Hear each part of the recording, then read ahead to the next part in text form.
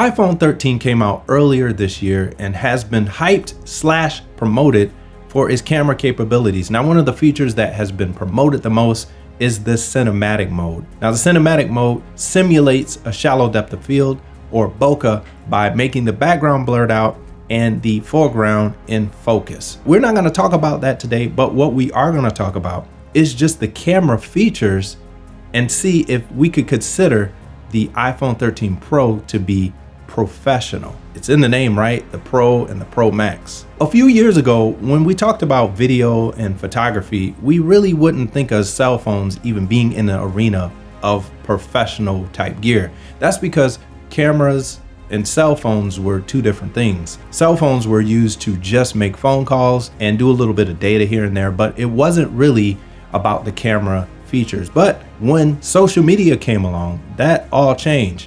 Especially things like Instagram, which used to be a photo only thing. Now it's geared mostly towards video. And now you have things like Facebook, TikTok, and what you're watching this on YouTube. Phones are now being considered more and more when it comes to photography and videography. And in fact, phones are exclusive on some of these apps where you can't even use a camera. You can only use your phone.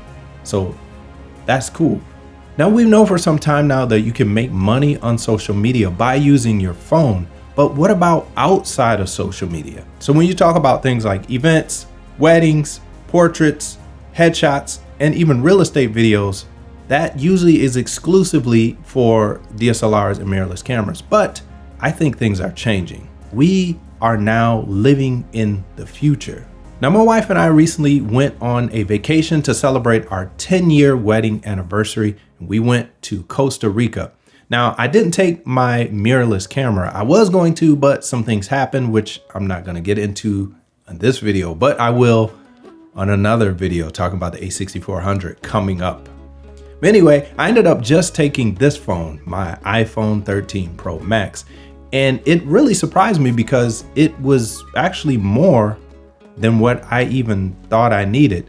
Now, while we were there, we stayed in 2 different Airbnbs and I was able to get some footage. So I'm gonna show you that now and just take a look at this.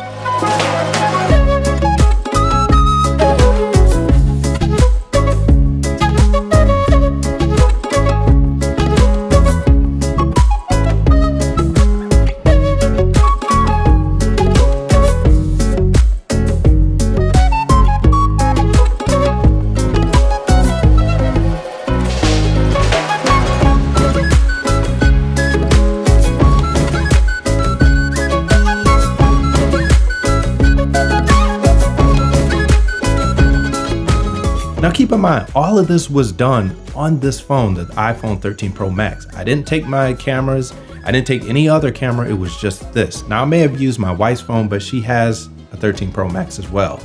So it's the same phone. So I want to take a look at the word professional and see what it means so that we can get a baseline for everything. And we're not talking about different things. So when it comes to professional, the definition is a person who does a job that requires special education or skill.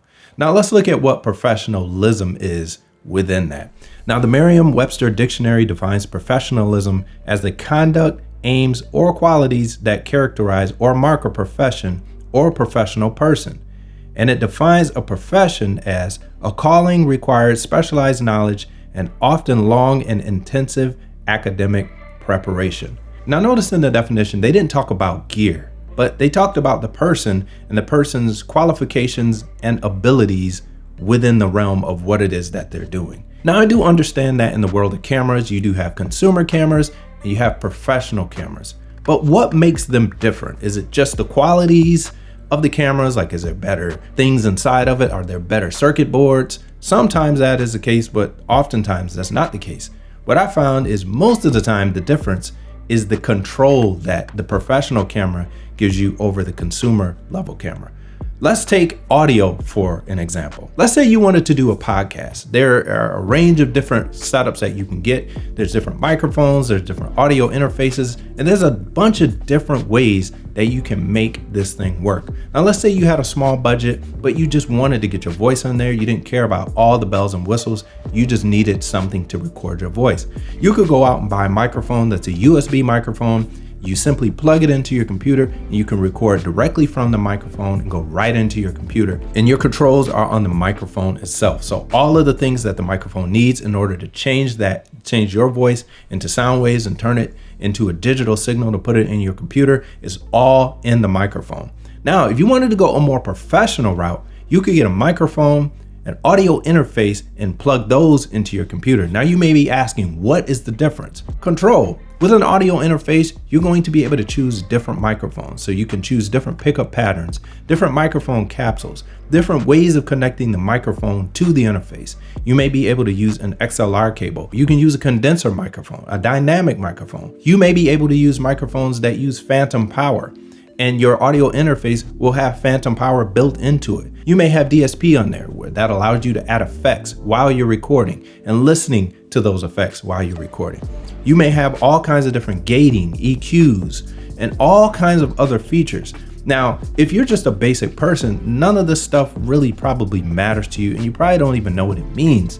But if you're professional, then you know what these things mean and you can benefit from these things.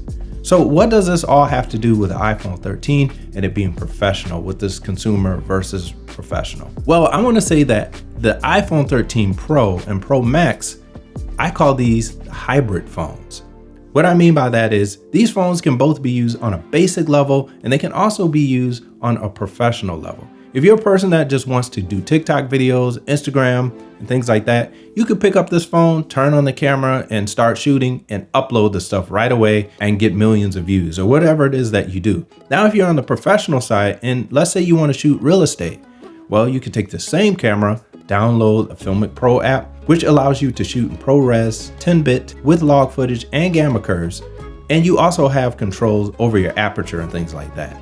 That is professional, in my opinion. Now, if any of the technical stuff that I just said at the end didn't make sense there, that is exactly my point.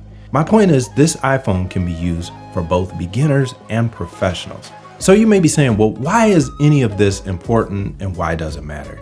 Well, I'm glad you asked. When you talk about convenience and capabilities, typically there's a large gap between the two. Either you'll have a camera that's really good, but it's really inconvenient, like a Red camera, where it may take 3 to 4 people to use it.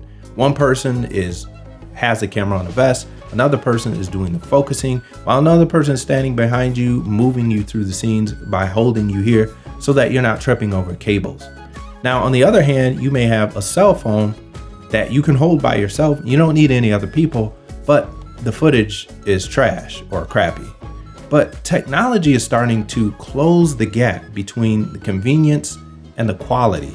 And this iPhone right here represents that. Now, how does this play out in the real world? Well, this is one of the things that I discovered as I was traveling to Costa Rica. Now, when you go through TSA, if you haven't been recently, it's pretty crazy. So you are gonna have to go through this line. You're gonna have to take off your shoes.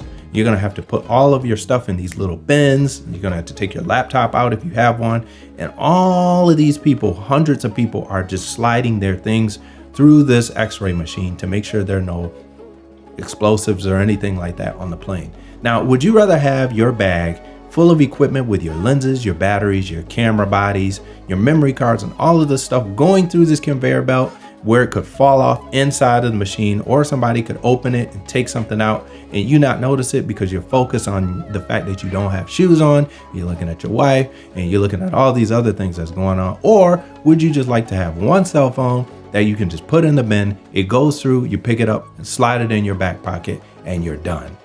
Well, me personally, I want to be able to go and shoot great video and have it be as simple as possible, especially when I'm out of the country. And that is what the iPhone 13 Pro Max did for me when I went to Costa Rica. Now, one of the other things is if I lost this phone, that's pretty much all I'm losing, because when I take photos and when I take videos, they go to the cloud and I can remotely erase this so that people can't see it.